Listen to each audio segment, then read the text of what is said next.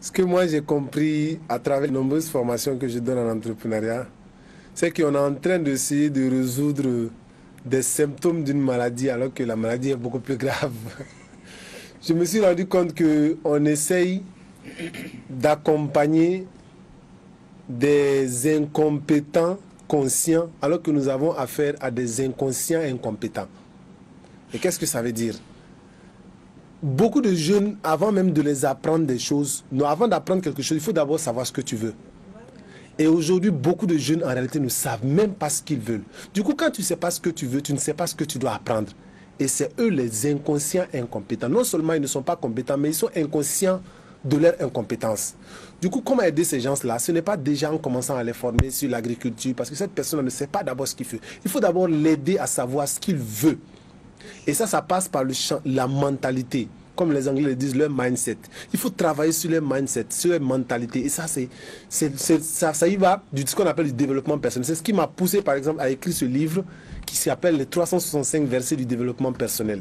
À force de côtoyer les jeunes, les questions qu'ils me posent, coach, qu'est-ce que je dois faire? Qu'est-ce que je dois faire? Dans quoi je dois me lancer? Je ne sais pas ce que je... J'ai compris qu'ils ne savent pas ce qu'ils doivent faire de leur vie. Ils n'ont aucune vision. Ils n'ont pas de rêve. Ils n'ont pas d'objectif. Ils ne savent pas quelles sont les actions qu'il faut mener. Et j'ai compris qu'avant même d'aller se lancer dans l'entrepreneuriat, aidons d'abord ces jeunes-là à savoir ce qu'ils veulent faire de leur vie, qu'est-ce qu'ils ont envie de réaliser, par quoi ils peuvent passer. Et j'ai regroupé pas mal de pensées positives et des questions que j'ai l'habitude d'attendre qu'ils se posent. Et j'ai regroupé dans ce livre à travers 5 chapitres où on parle d'éducation financière, où on parle de développement personnel. Est-ce que vous pouvez montrer les livres à la caméra? À la caméra. Oui. Donc, c'est pas pour flatter pour faire des éloges.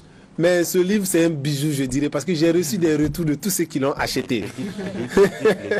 Le titre, c'est les 365 versets du développement personnel.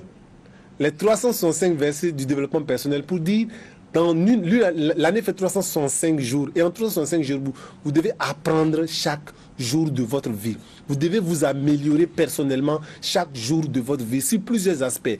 L'aspect personnel que j'ai mis dedans, l'aspect professionnel qui parle de vous, de votre entreprise, de là où vous travaillez, et ainsi de suite.